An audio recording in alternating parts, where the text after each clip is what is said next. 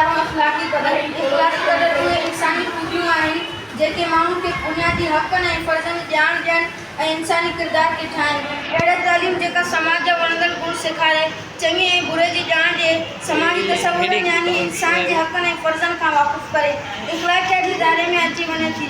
इंसान समूरनि साहवरनि में वॾी मान ऐं शर्फ़ वारो आहे, जंहिं करे खेसि अशरफुल मख़लूक़ात सॾियो वियो आहे। इंसान में अहिड़ियूं खूबियूं ऐं ख़सलतूं हुअणु खपनि जेके ॿिए इंसाननि जी बहितरी ऐं सुख जी ज़मानत ॾियनि। हू ॿियनि जी सुख खे पंहिंजो सुख करे सम्झनि ऐं ॿियनि जी तकलीफ़ खे पंहिंजो तकलीफ़ महसूसु करे। समाज या मुल्क जे फ़र्दनि जी भलाई ऐं तरक़ी ऐं एहतराम लाइ जोड़ियल क़ाइदनि ऐं क़ानूननि खे इख़्लाक़ियात में ॻणियो वञे थो। समाज में इंसानियत जो एहतराम बुनियादी उसूल आहे।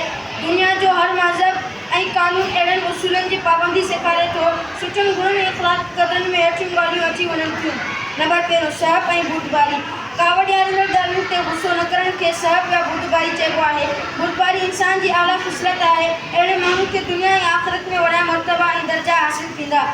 क़ुर पाक में अचे थो त उहे कावड़ खे पीअण ऐं माण्हुनि खे माफ़ करण वारा आहिनि ऐं अहिड़े नेकी करण वारनि खे अल्लाह साईं पंहिंजो दोस्त रखे थो। पंहिंजे लफ़्ज़ खे अहिड़ी तरह क़ाबू में रखिजे जो ज़बान मां को बुरो लफ़्ज़ न निकिरे ऐं न ई का परेशानी थिए, बल्कि वॾियुनि मुसीबतनि जे साम्हूं अज़म ऐं इस्तलाल सां जबी बीहण खे सब्र चइबो आहे। क़ुर पाक में अल्लाह ताला फरमायो आहे त इन अल्लाह साबिरीन यानी बेशक अल्लाह ताला सब्र करण वारनि सां गॾु आहे।